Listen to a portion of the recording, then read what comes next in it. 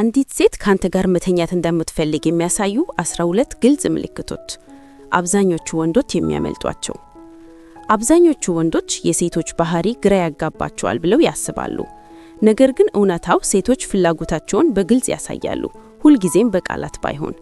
እነዚህን ምልክቶች ካወቅክ ዳግመኛ መገመት አይኖርብህም።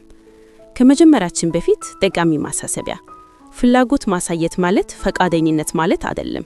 ስምምነት ሁልጊዜ መክደም አለበት። 1.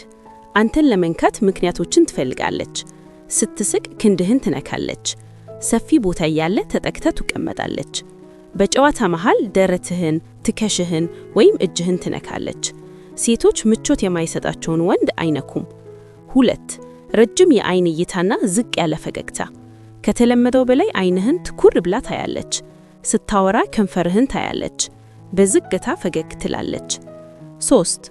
ስለ ሰው